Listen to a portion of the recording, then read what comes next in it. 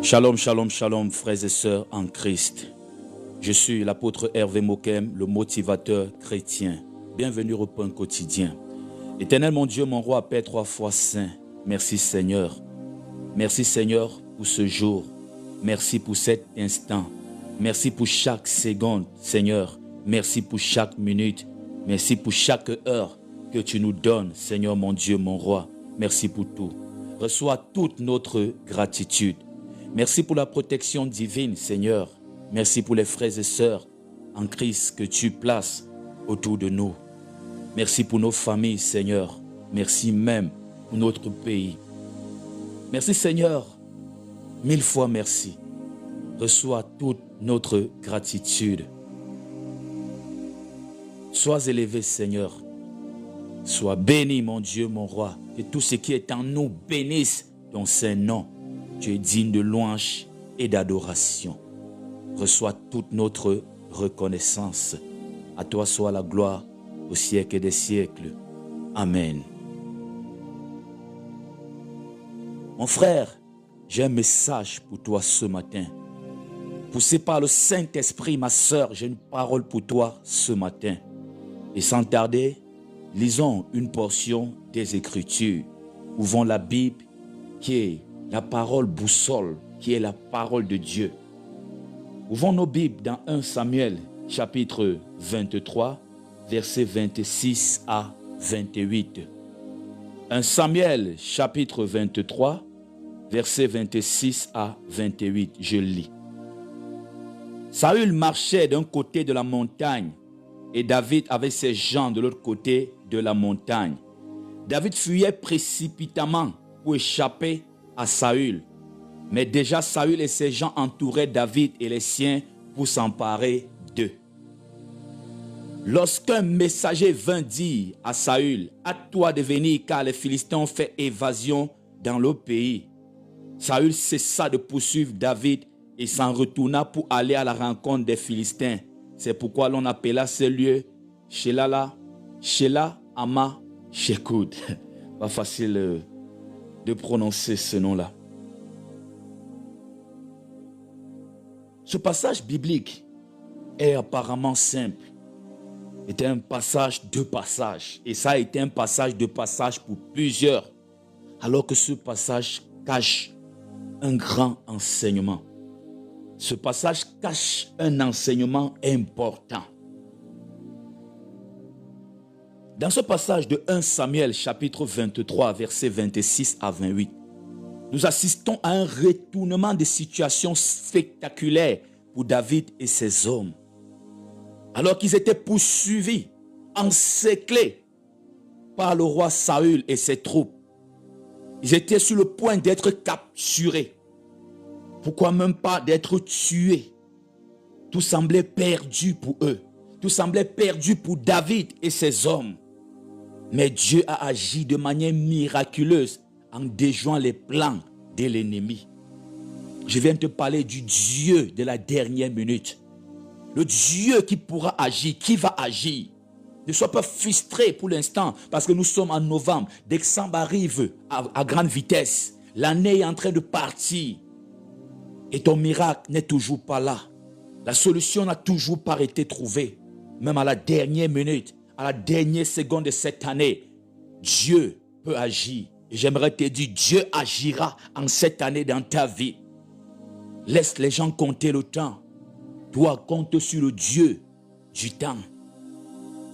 Il connaît le bon temps. Il connaît le bon moment. Et même quand tout semble perdu pour toi, Dieu peut intervenir. Et Dieu interviendra dans ta situation. David était encerclé, David et ses gens. Ils étaient sur le point d'être capturés.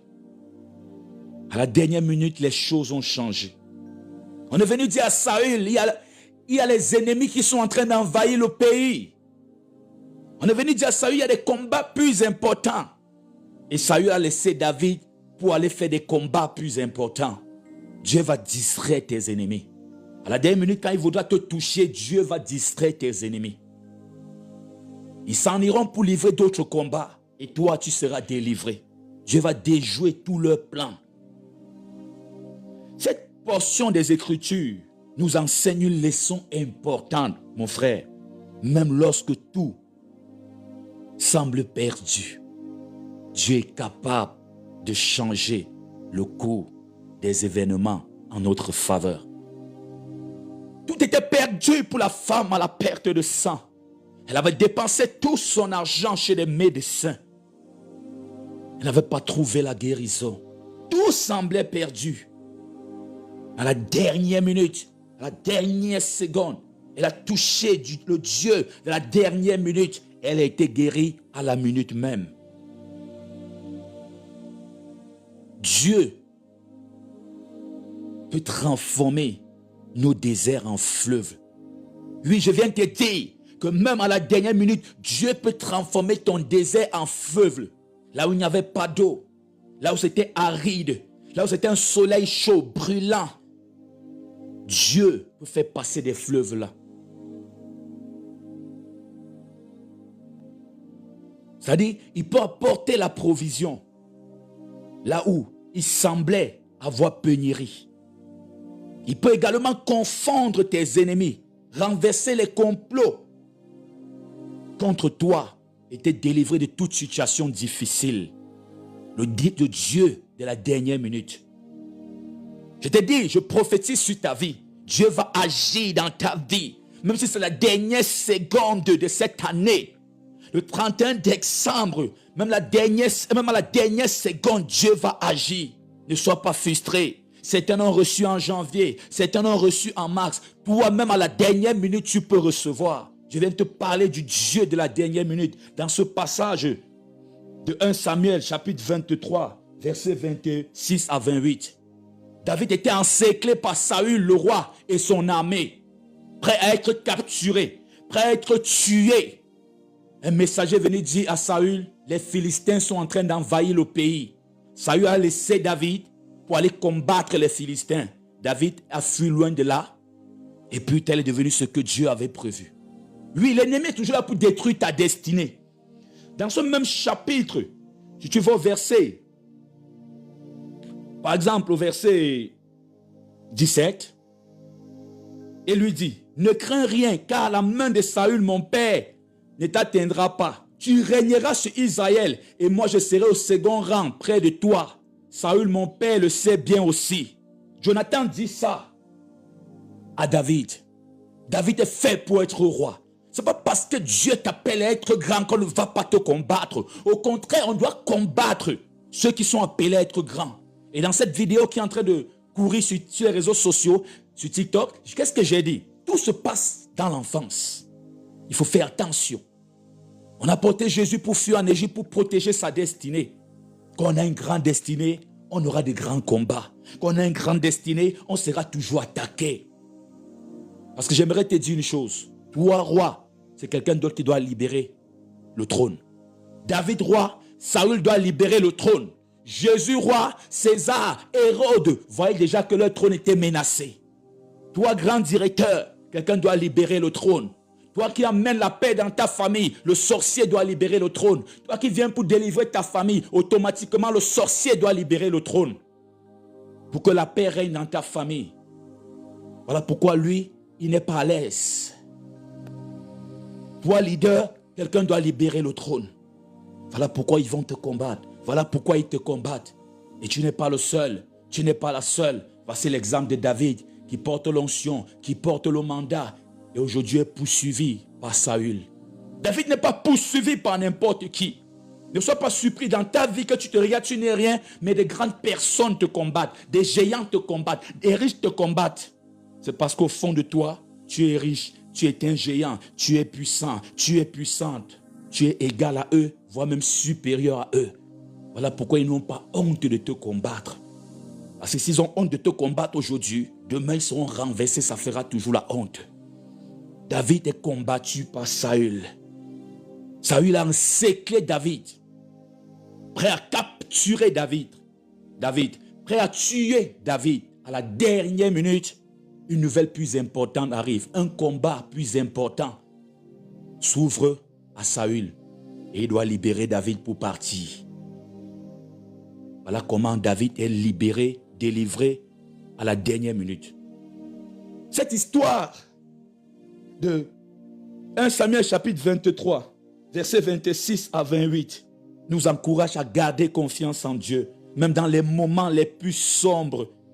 Il est celui qui te délivre de tes ennemis et te conduit vers la victoire finale. Il est important de garder notre foi en lui. Je te dis qu'il est important de garder ta foi en Dieu, même lorsque les circonstances semblent désespérées. Ne promène pas des regards inquiets. Ne regarde pas à gauche, ne regarde pas à droite. Regarde à Jésus. N'aie pas peur de leur nombre. Ceux qui sont avec toi sont plus nombreux que ceux qui sont en face de toi. Dieu est le Dieu des miracles et rien n'est impossible à lui. À la dernière minute, quand tout semblait perdu pour David et ses gens, voilà, le secours est arrivé. Et le secours nous vient de l'Éternel qui a fait les cieux et la terre. Souviens-toi de l'histoire de David et de Saül. Mon frère qui écoute ce message, garde ça en tête. Quand, je ne sais pas, les échanges, je ne sais pas, le temps que tu as prévu, la date butoir pour déposer les dossiers, pour payer ce crédit-là, approchera à grande vitesse. Souviens-toi de cette histoire. Même à la dernière minute, Dieu peut intervenir. Même quand le pronostic vital sera engagé à l'hôpital, souviens-toi de ce passage biblique. Même à la dernière minute, Dieu peut intervenir.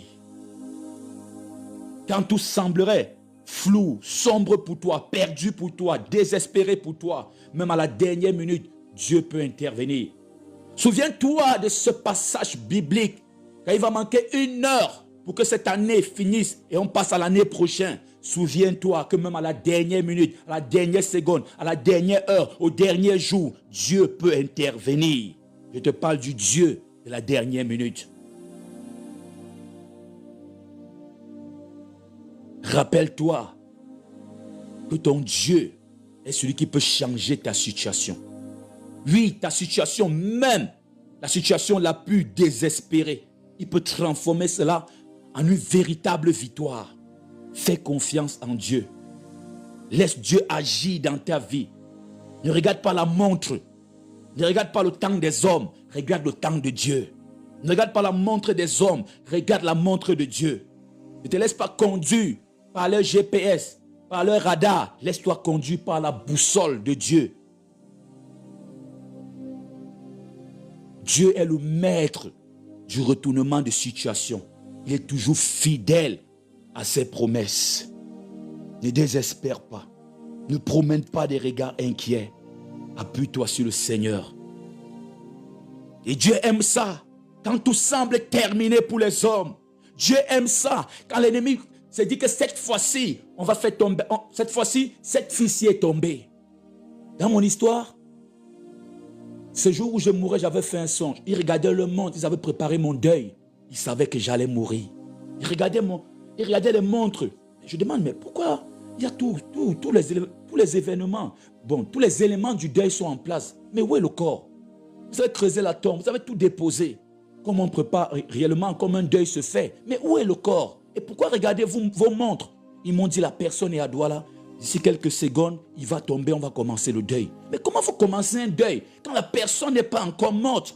Je ne savais pas qu'il s'agissait de moi. Et c'est ce soir-là, juste après ce songe, que j'ai fait un deuxième songe où Jésus-Christ m'a visité.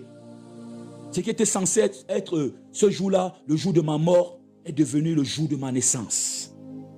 Même à la dernière minute, Dieu peut intervenir. Ils savaient que c'était terminé pour moi. Ils avaient dépensé des millions. Ils sont partis chez des marabouts. Ils sont partis chez des sorciers. Ils ont appelé le renfort.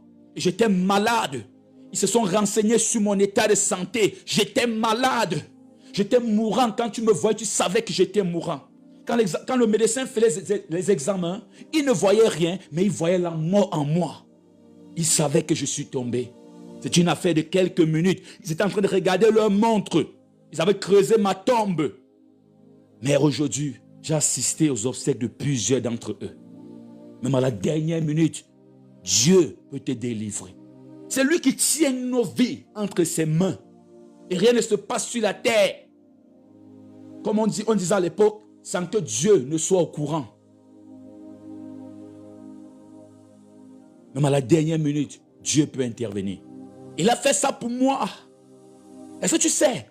J'avais un petit qui m'assistait quand j'étais malade, il faisait mes courses, un de mes petits. Aujourd'hui, il est mort. Il a été enterré. On a tué cet enfant alors que la semaine qui suivait, il partait au Canada. Ça m'a fait réfléchir, mais cet enfant, c'est lui qui m'assistait. Il était plein de vie, il était plein d'énergie. Cet enfant est parti très tôt. Il n'a pas été malade comme moi. Il n'a pas vécu ce que j'ai vécu, mais il est parti tôt. Le Dieu de la dernière minute avait intervenu dans ma situation. Et j'avais dit à cet enfant qu'ils m'ont raté, ils vont te prendre. Ils m'ont raté, ils vont te prendre. Prie beaucoup. Il a porté parti dit aux ennemis. Parti dit à quelques ennemis visibles que je connaissais bien. Père à son âme. Même à la dernière minute, Dieu peut intervenir. Tu peux être malade sur un lit d'hôpital, tu te vois mort. Ceux qui t'assistent là, tu te relèves là, eux ils meurent avant toi. Je ne dis pas qu'ils sont tes ennemis, mais je te fais comprendre, ma dernière minute, Dieu peut intervenir. Dieu t'aime. Dieu est souverain. Dieu peut intervenir même à la dernière minute. David devait mourir. David ne pouvait pas résister. David était encerclé. David devait se rendre. David devait déposer les armes. C'est ce qui était prévu, c'est ce qui était automatique. David ne pouvait pas faire un faux geste. Il était encerclé de part et d'autre. À la dernière minute, Dieu a intervenu. Ne te demande pas comment est-ce que Dieu fera. Dans le cas de David, il n'a pas donné la force à David pour lutter contre Saül. Non. Saül a abandonné le combat pour des combats plus importants pour lui. Il a laissé David. Ne demande pas comment Dieu fera. Laisse Dieu faire. Aie juste confiance en lui, mon frère, ma soeur.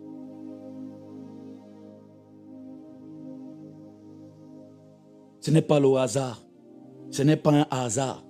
C'est Dieu qui était là. Là dans tes combats. Là dans ta situation. Là à la dernière minute.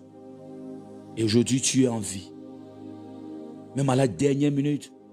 Au moment où tout semble terminé pour toi. Je viens encore te le redire. Sache-le aujourd'hui. Ton Dieu est celui qui change les déserts en fleuves et qui confond tes ennemis.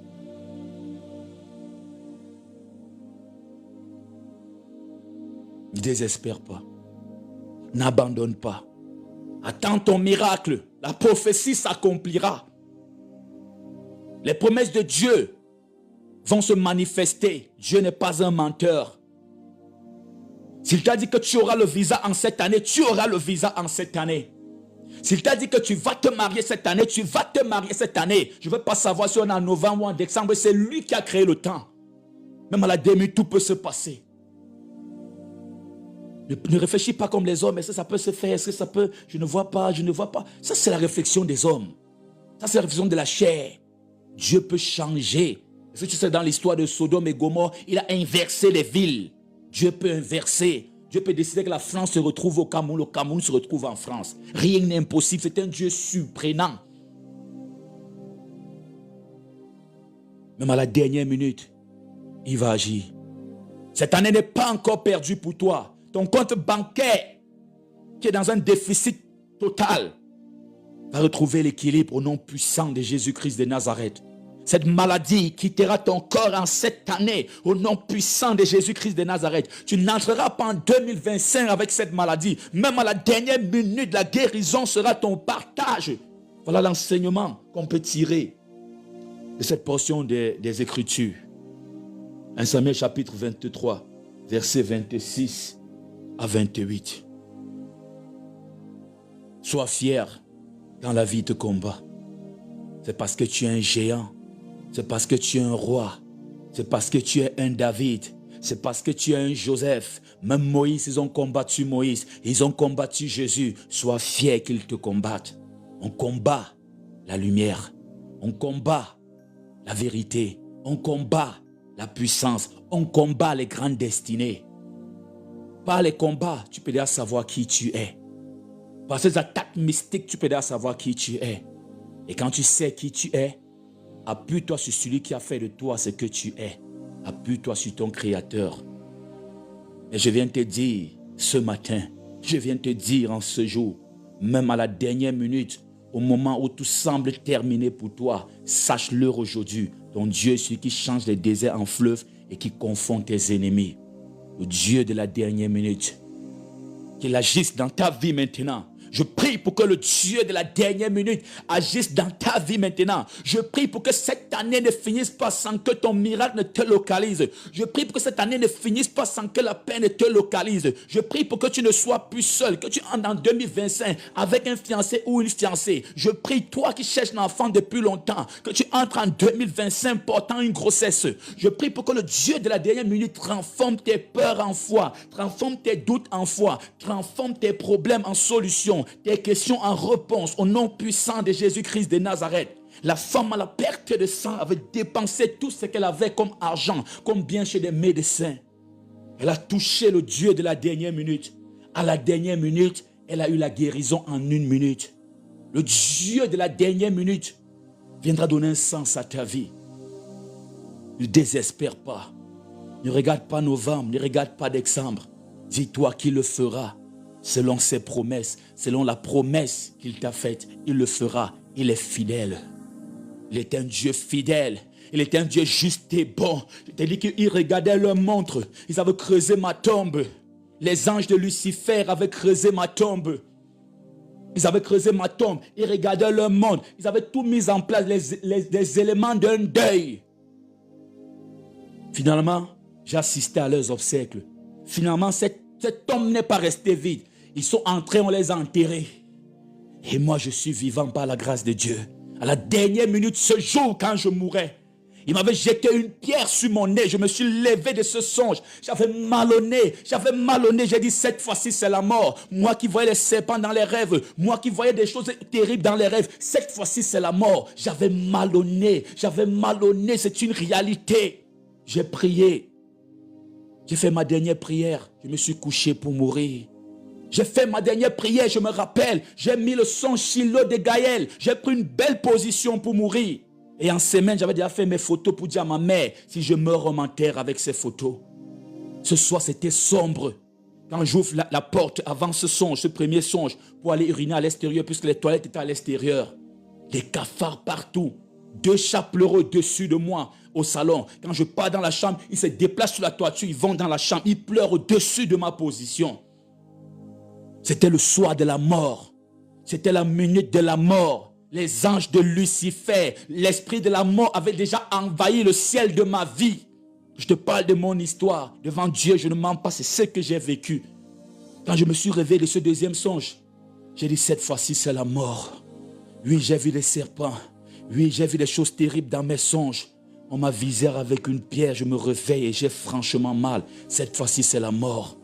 Je me suis courbé pour prier. C'était ma dernière prière, mais en réalité, c'était la première prière de ma vie. Mon corps, mon âme et mon esprit étaient connectés pour faire cette prière. Pour moi, c'était la dernière prière pour mourir, alors c'était la première prière de ma vie. Quand tu pries, étant connecté, quand tu pries, étant abandonné à Dieu, quand tu pries de cette façon, Dieu agit. J'aimerais te dire une chose, nous parlons, nous ne prions pas. J'aimerais dire une chose, nous prions avec des mauvais cœurs. J'aimerais dire une chose, nous prions avec des cœurs éloignés de Dieu. Ce jour, je n'avais que Dieu en face de moi. Ce jour, c'était le dernier jour, ma dernière prière, le dernier jour de mes jours sur terre. C'était ma dernière prière. J'avais prononcé une parole à la fin. Seigneur, si tu me laisses en vie, j'annoncerai ton nom dans la grande assemblée. Je me suis couché pour mourir. Qui est-ce que j'ai vu? C'est la mort qui devait me frapper. C'était ma dernière prière qui est devenue ma première prière. Le deuxième son, cette nuit, j'ai rencontré Jésus-Christ. J'ai rencontré Jésus. J'étais le chef de ses apôtres dans ce songe.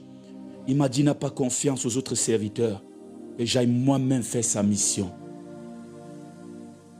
Il m'a remis une couronne. Il a prié sur moi. Il s'est élevé. C'est une histoire très longue. Ce n'est pas le but du message. Je vais juste te faire comprendre que le Dieu de la dernière minute est intervenu dans ma vie à la dernière minute. Ce soir, je mourrais, alors que c'est ce soir que je naissais. Le soir qui était le jour de ma mort, selon moi, selon mes ennemis, c'était le soir de ma naissance, selon Dieu. Tant que Dieu n'a pas dit son dernier mot, ce n'est pas fini pour toi. Cette portion des Écritures de 1 Samuel chapitre 23, versets 26 à 28, nous enseigne beaucoup. Je suis surpris de voir les chrétiens défiler la Bible, lire la Bible, ils passent dessus. Voilà 3 versets bibliques qui cachent tout un mystère. Tout un enseignement important. Et c'est aussi pour dire quoi? Persévère, persévère, persévère. Dans le trouble, persévère. Dans les insultes, persévère. Pleure, mais persévère. Pleure, mais ne désespère pas. S'il faut prier en pleurant, pleure. Tu ne vois rien venir, ça te fait mal. Pleure, mais n'abandonne pas le Seigneur. N'abandonne pas ta marche chrétienne. Ne retourne pas en arrière. À la dernière minute, il agira. L'apôtre Paul avait pris le chemin de Damas. Il partait exterminer l'église de Jésus-Christ. Une église une église naissante, une église primitive. Une église qui venait à peine de voir le jour. Une église qui n'était pas encore sur des fondations solides, en ce que j'appelle ici l'organisation. Elle se battait encore de maison en maison. Elle cherchait encore ses repères, parce que son but c'était d'aller évangéliser le monde. Ce jour, c'était le jour de la fin de cette église. L'apôtre Paul l'a pris. Je ne vais même pas dire l'apôtre Paul, non. Ça, c'est pas bien prêché. Saul l'a pris des lettres. Saul l'a pris des lettres. Saul a pris des lettres pour sortir hors de son territoire de compétence, pour aller détruire l'église. C'était le jour de la mort de l'église. Ils avaient, souviens-toi aussi, Étienne, le premier martyr de l'église. Ils ont tué Étienne. Paul a été témoin. Ils ont persécuté les chrétiens. C'était censé être la fin de l'église. La mort d'Étienne avait découragé même plusieurs. La mort d'Étienne était censée être la fin de l'église. Ils ont fui loin de Jérusalem. Et ils fuyaient avec quoi? Ils fuyaient avec l'évangile. Ils ont fui, ils sont partis à Damas. Ils ont fui, ils sont partis en Afrique. Ils ont fui, ils sont partis partout. Voilà comment ce qui était censé être la fin de quelque chose, la naissance de quelque chose. Le Dieu de la dernière minute est un Dieu spectaculaire. Étienne est mort, le premier martyr. L'église a été... Il y a eu une grande lamentation ce jour-là. L'église s'est dispersée. Et voilà comment l'évangile est parti dans le monde entier. C'était pour eux la fin, alors que pour Dieu, c'était le début.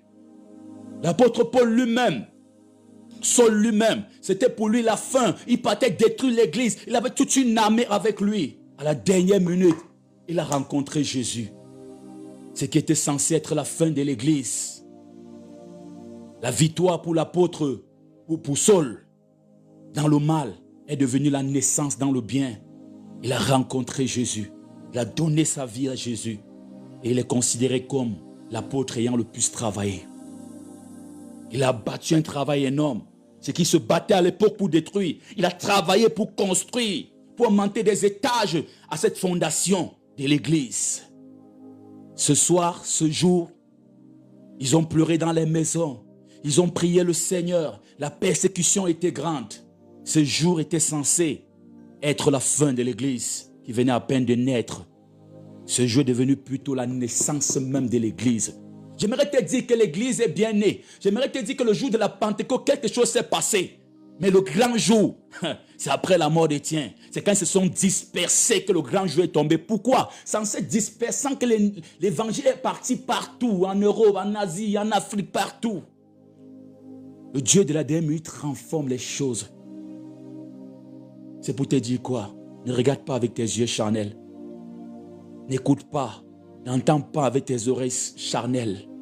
Ne ressens pas avec ce nez, cet odorat charnel. Regarde spirituellement. Écoute spirituellement. Ressens spirituellement. Marche spirituellement. Laisse ton cœur s'ouvrir pour recevoir la lumière de Dieu. Et tu verras les choses différemment. Tu écouteras les choses autrement. Des choses qui viendront te remplir de connaissances et de sagesse. Et tu marcheras sur un chemin différent du chemin de ce monde. Quand tu marches avec Jésus, même à la dernière minute, les choses peuvent changer. Tu peux être dans le malheur, dans les larmes, à la dernière minute, quand on se dit que tout est fini pour toi. Cette fois-ci, c'est le chaos. C'est où la victoire vient. C'est où tu renais subitement, brutalement même, de tes cendres. Le Dieu de la dernière minute. Garde cet enseignement chaque jour jusqu'à la dernière seconde qui va clôturer cette année. Le Dieu de la dernière minute agira dans ta vie en 1 minute et tout sera réglé. Que Dieu te bénisse.